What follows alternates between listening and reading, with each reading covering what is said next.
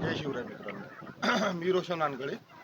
माझ्या फार्मचे नाव आहे साई ॲग्रो आधुनिक गोट फार्म आणि सोबतच आपण करतो गावरान कुक्कुटपालन.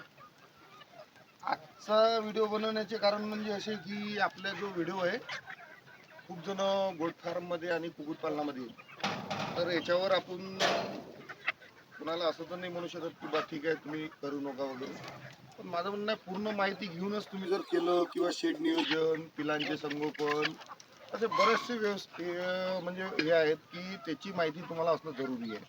जसं कुक्कुटपालनामध्ये तुम्हाला औषधा, कुक्कुटपालनामध्ये तुम्हाला त्याची म्हणजे व्यवस्थापन कसं करायचं, कुक्कुटपालनाचं शेड नियोजन झालं, तर या सगळ्या गोष्टी ज्या आहे या गोष्टी तुम्हाला जर माहीत असल्या तरच चांगलं. नाहीतर कसं आहे की आपण लॉसमध्ये जाऊ शकतो, कारण नवीन नवीन असताना आपल्याला बऱ्याचशा अशा गोष्टी आहेत की ज्या आपल्याला माहीत नाही राहू शकत.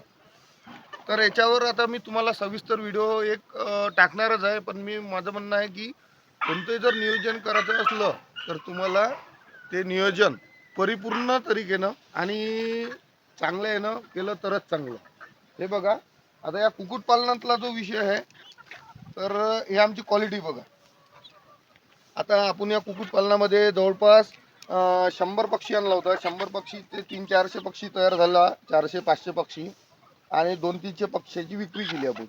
आणि आता हा पक्षी आपल्याकडे आहे. आपण या पक्षाला आता आपल्या फार्मवर ठेवलेला आहे. आता याचं प्रोडक्शन आपण समोर चालून घेऊ. हा प्युअर गावरानमध्ये आहे, कोणती ब्रीड नाही, कोणतं काही नाही, कोणती नाही. तर अशा पद्धतीनं आपल्याला कोण्या याच्यावर काम करायचं, कोणत्या पद्धतीनं करायचं, अंड्यासाठी करायचं, मांससाठी करायचं, तर ह्या गोष्टी आपल्याला खूप जरुरी आहे. तर या पद्धतीनं आपण काम करायचं.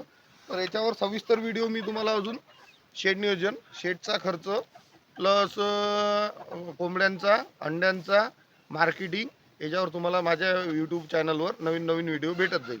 तर माझ्या चॅनलला तुम्हाला अशाच नवीन नवीन माहितीसाठी फॉलो करून ठेवा, सबस्क्राईब करून ठेवा आणि चॅनलला लाईक करा. व्हिडिओ जर चांगला वाटला तर तुम्ही लाईक करा, कारण असेच नवीन नवीन व्हिडिओ तुमच्यापर्यंत पोहोचण्यासाठी मी तुमच्यासाठी व्हिडिओ तयार करत राहील.